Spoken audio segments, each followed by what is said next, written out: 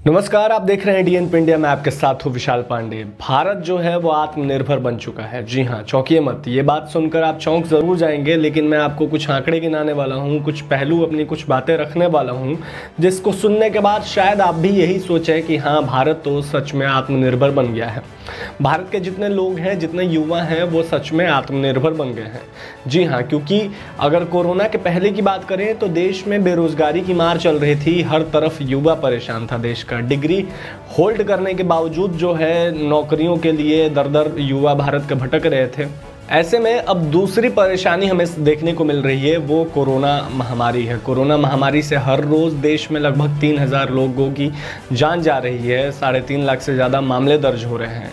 ऐसे में इस महामारी के बावजूद भारत आखिर आत्मनिर्भर कैसे बन गया, ये आप भी सोच रहे होंगे। जी हाँ, हम आपको बता दें कि प्रधानमंत्री नरेंद्र मोदी जब से चुनाव जीते थे, चाहे इस बार की बात करें या इसके पहले की, तो एक ही राग अलापते थे। उनका कहना था कि भारत आत्मनिर्भर बनेगा, भारत आत्मनिर्भर बनेगा, और आखिरकार उनका सपना सच हुआ। भारत आत्मनिर्भर बन चुका है। क्योंकि अगर हम बात करें तो अगर आपके परिवार में कोई बीमार है, किसी को कोरोना हो गया है, या आपके जान पहचान में किसी को कोरोना हो गया है, तो उसको सारी जो व्यवस्था है वो खुद ही करनी है। जी हाँ, इसी को तो आत्मनिर्भर कहते हैं, खुद से खुद का काम करना। तो जो सारी व्यवस्था है, अगर बात करें हॉस्पिटल में बेड्स की, तो उसके लिए लाइन लगाना पड़ेगा, पैरवी लगानी पड़ेगी। ऐसे नॉर्मल तो बेड्स मिलेंगे नहीं। उसके बाद हम बात करते हैं ऑक्सीजन की, तो ऑक्सीजन के लिए लंबी कतारों में लगने के बावजूद कंफर्म नहीं है कि आपको ऑक्सीजन मिलेगा ही। हो सकता है कि आपकी बारी आते आते ये कह दिया जाए कि ऑक्सीजन तो ख़त्म हो गया।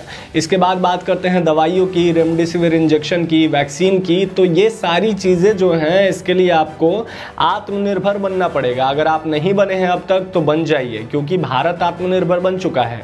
भारत में जिस तरीके से जाने जा रही हैं लोगों की, वो भी देखने वाली बात है कि किस तरीके से शमशान घाट में जगह नहीं बची है लोगों की लाश जलाने के लिए। तो ऐसे में भारत का हर एक नौजवान, हर एक व्यक्ति, पुरुष हो या महिला, हर कोई आत्मनिर्भर बन चुका है। और प्रधानमंत्री मोदी का सपना भी कहीं ना कहीं साकार होते हुए नजर आ रहा है।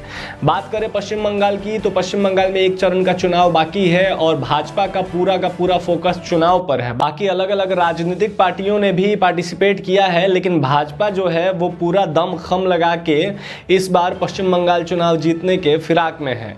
जी हाँ, और देश की बात करें तो देश के अभी कोई चिंता सता नहीं रही है। जिस तरीके से लोगों की जाने जा रही हैं वो तो दिख नहीं रहा है सरकार को।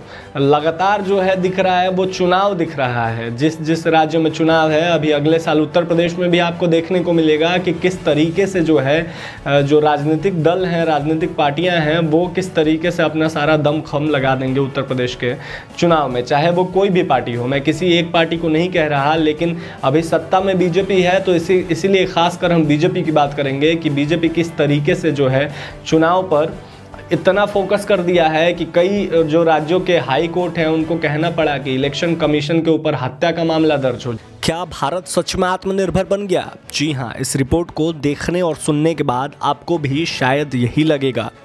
मेरे भाई को बचा लीजिए, ऑक्सीजन सिलेंडर चाहिए, चैरिटी बेड्स बताइए प्लीज़ कहाँ मिलेगा, दिल्ली के किस अस्पताल में आईसीयू का बेड मिलेगा, वेंटिलेटर चाहिए, रेमडेसिविर इंजेक्शन चाहिए।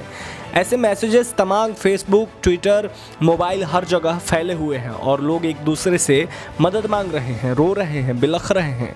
शायद आत्मनिर्भर भारत का मतलब यही हुआ था। तुम सब अपना अपना देख लो और ज़मीनी हालात तो छोड़ ही दीजिए। जिस इंटरनेट पर ट्रोल की फौज खड़ी की गई, जब उस डिजिटल भारत के असल टेस्ट का टाइम आया तो सब फेल हो गए।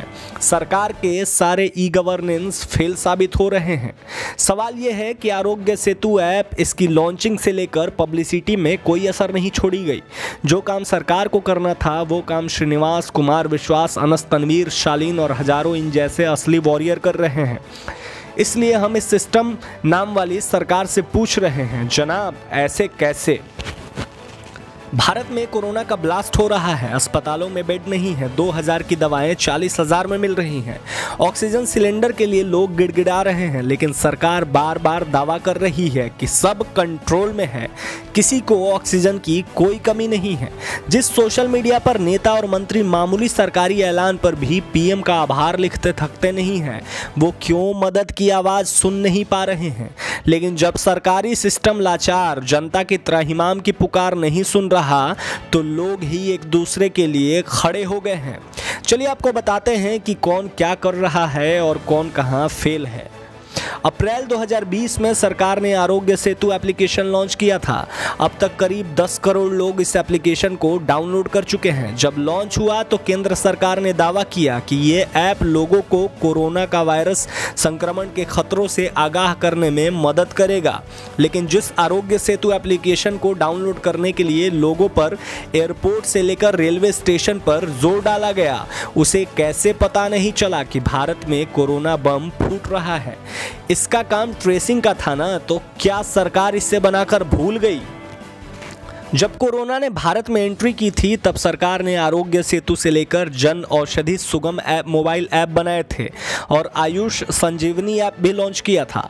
आयुष संजीवनी ऐप वो ऐप था जिससे लोगों का इम्यून सिस्टम मजबूत हो और कोविड-19 की स्थिति में खुद को स्वस्थ रखें, ऐसे उपायों को समझाने के लिए इस ऐप को बनाया गया था।